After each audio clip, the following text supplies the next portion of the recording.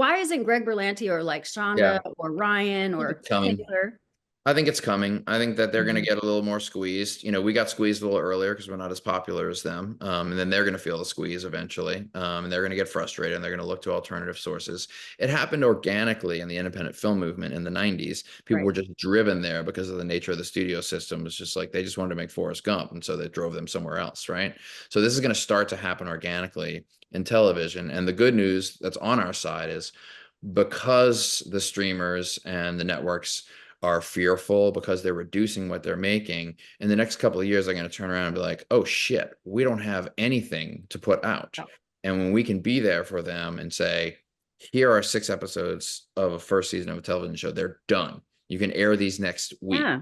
That's going to become a lot more attractive, even than it is now. We're in a little bit of the transition point and the pain point of this. Mhm. It's a little, it's like we're kind of slogging through the mud and gristling and making new deals, and it's a little brutal. But I think in the next, 12, 24 months, we're going to start to see a little more sunshine in this arena. Agreed. And I think that we're going to need to see an ecosystem pop up around it. Sundance has done a good Yeah. job of having an episodic section, right? But with the problem right now with film festivals is they're a market to sell films, but they're not a market to sell television. There's not enough there. Great. So Let's we're talk going to about need markets for who this. in the ecosystem needs to jump on board. You mentioned festivals, right? So Series Mhm. Fest, ATX, Series Mania, Content Got London, it. MIA, they're out there. Sundance, we're in transition too, but Yep. we'll get Yep. there.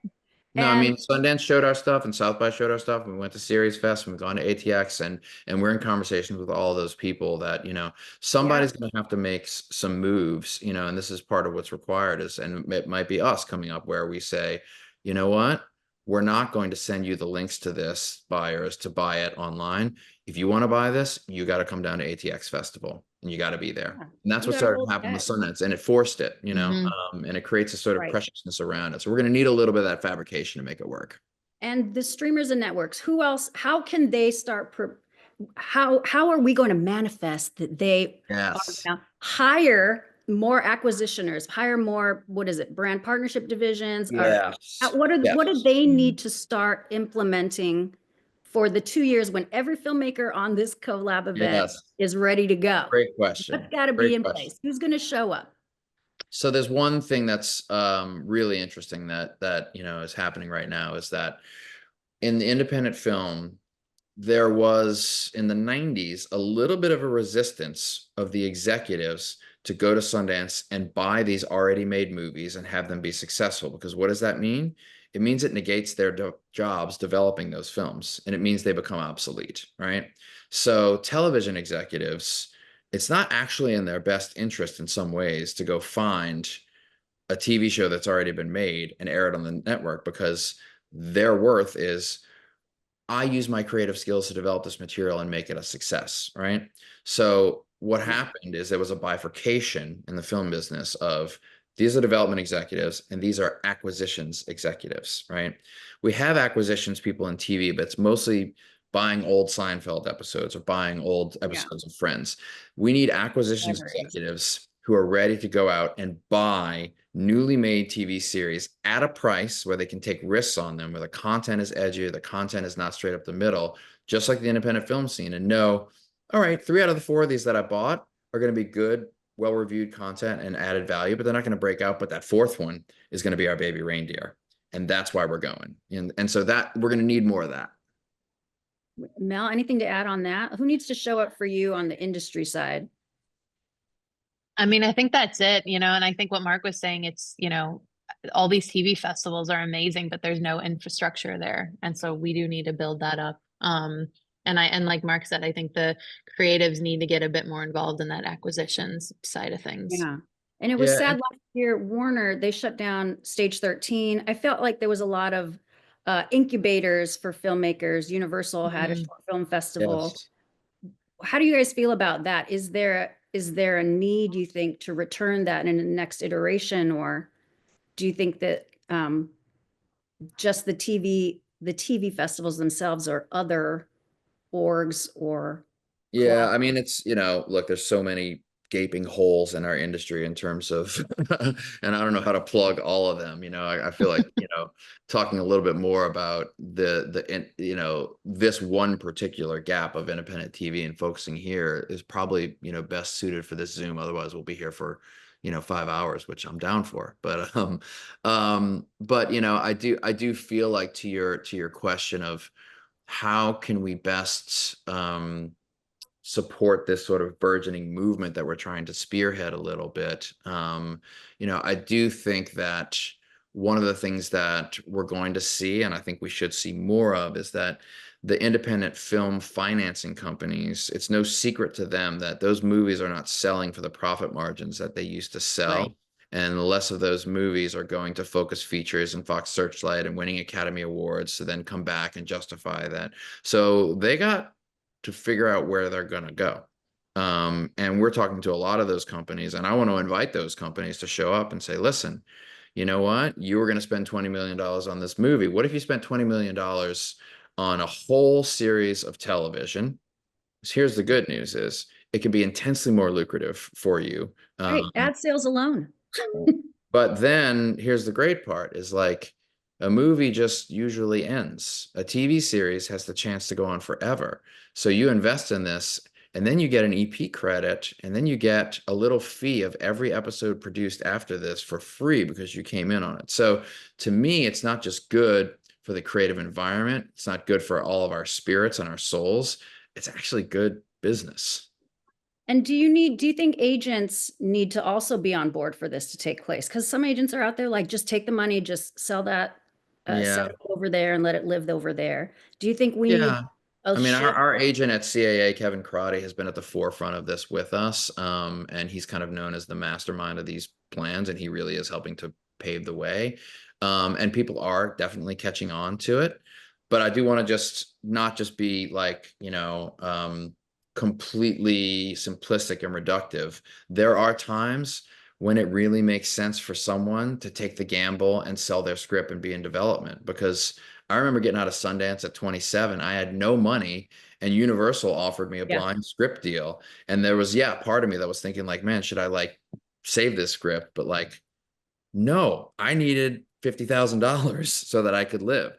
So sometimes it actually does make sense. And we do have people we're working with who have said, listen, I just got out of the independent film scene. Like, I know that I might be signing myself up for development hell, but I need to make this WGA scale script so I can take a shot, and every now and then it works out. It usually doesn't, but the money's good. You learn a lot along the way. You learn a lot and you make some pay, so we're not against the traditional model, by all means, but if you're feeling bullish, if it's your favorite thing in the world and you can't bear to see it die, we're definitely hesitant. Yeah. And as far as taking that mental, I don't want to say it's anguish, but that mental and emotional courage to push forward. Do you have any advice for people that are very precious about their work and fear collaboration from a studio executive or whoever it is that they've been partnered with? Maybe, you sell your thing and then they partner you with the showrunner and then they get, another seasoned, like, Emmy Award winning somebody to come and dip in. Any advice for people that maybe they do win the luck and they sell it and are in a position like, did I just sell my baby? Do you want to tell them any supportive, like, words of encouragement of where they could go after they, just pocket a little bit? And I don't know, Mel, you got any good ideas? I mean, find it in yourself to not be so precious, because it's, I think you should stand for your art and fight, but know your battles. And I cannot tell you how much more rewarding it's going to be, just soulfully and honestly, financially, if you know the battles you're going to pick and be willing to work and not bend, but, collaborate and compromise in ways when you can. It's time and time again. And every first-time director we work with, I see it happen where every hill they want to die on, and it's just not, it's not sustainable. I also And think that you can sometimes buy yourself some patience and grace with that baby special project of yours. If you have another project on the side that's intensely Mhm. small, that shares the spiritual DNA, like a spiritual baby sister to this project, Mm, that you can then know, and maybe you're lying to yourself a little bit, but that's okay. Like if this doesn't work out here, the piece of my heart that created this also created this thing over here. And so while you have that, and that's a trap door for you, and you think maybe I'll go make this independently on my own, that's going to make you a much more amenable person over here with the suits, and a much less panicked and honestly fussy person that they don't want to work with because you're gripping it so tightly. You might be more amenable, and actually that amenability might be a self-fulfilling prophecy to actually helping that thing get to where it needs to go. So, I call it mm. the affair project, but in Yep. particular a project that is Is something it that you fair with your feel. baby sister? Yeah, it's an No. affair with your baby sister. It's Sundance. This is what we do. Yeah. Um, That's what we do. so that you can feel that in the worst case scenario over here, I've still got this and I can go make this on my own. Mhm. Mark, Yeah, yeah. you're speaking to the non-monogamous, the ethical non-monogamy of your slate, Yes. artists. Just have a lot on your slate, and as long as we're all honest about it, you can have a lot of things going on and not be so precious and give And in everybody. particular, a really small one that's in your control, not just another one Yes. that's in development. Because you have 7 things in development, you still feel out of control. Mm. Mhm. On that note, what about the artist that's out there that's like, I got it. I see that trend and I'm going to chase it. Advice for that artist out there that thinks they've figured out how to game the system and put something out there that they think buyers and audiences know what they want.